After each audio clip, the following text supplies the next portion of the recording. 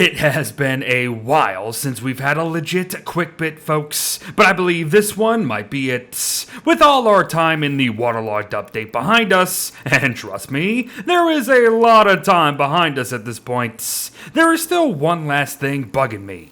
The effectiveness of knobbly tree nuts when used as walls. For you see, I found myself constantly getting stuck on boats, and I didn't really know why until much later around these things, because they are exactly that, frickin' walls. But I never fooled around with their potential, and that hasn't sat with me well. So today, let's fix that. So I asked if these things could block the big bad Santa known as Claus, and sure enough, they bloody can.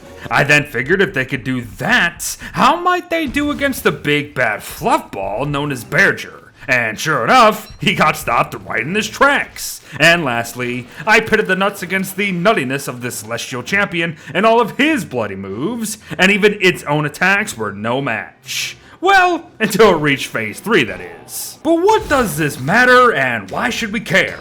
Well, it matters because them bosses we just mentioned usually don't bloody care about the alternative impassable walls like fossil fragments, player-built end tables, and even statues themselves. All which are things that block most other mobs, including other big bats. And we should care because these knobbly tree nuts just became the ultimate blockers around because of that.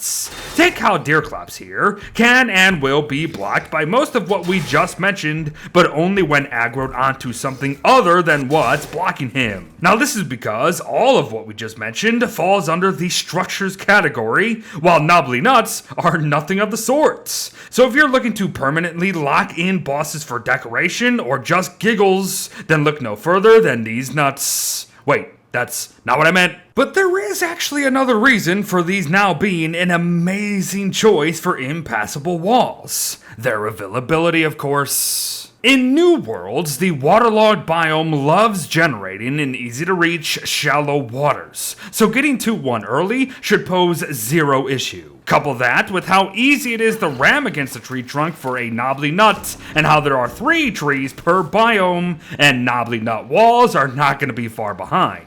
Heck, add in the fact that knobbly nuts quote-unquote regrow in less than 2 days per tree, and you'll really be off to the bloody races very quickly.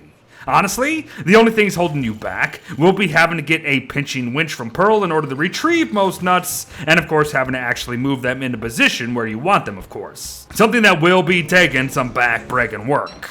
And yes, in case you were going to ask the question, we can actually transport these things down into the caves too. So do with that information as you please. In fact, do with all this information as you please, as I'm just here to drop the information on ya. Like how there's gonna be an issue in some cases. While they are easily the best blockers in the game now, it is gonna be difficult, if not entirely impossible, for us to fight over them, as you can see.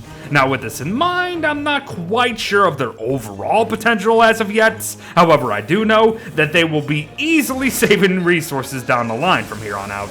So enjoy them. And there you have it, everyone. Our first quick bit in a very long time, all about the blocking potential of knobbly tree nuts here. Now, the information is out there, so I'd love to hear and see what people do with it. But another part of me thinks that I may have actually just killed their potential by actually releasing this information. So perhaps what I mean is, do what you can, when you can, if you know what I mean. But thanks for watching, folks. Well wishes to all, nut it up, and I'll see ya in the next one. Bye-bye.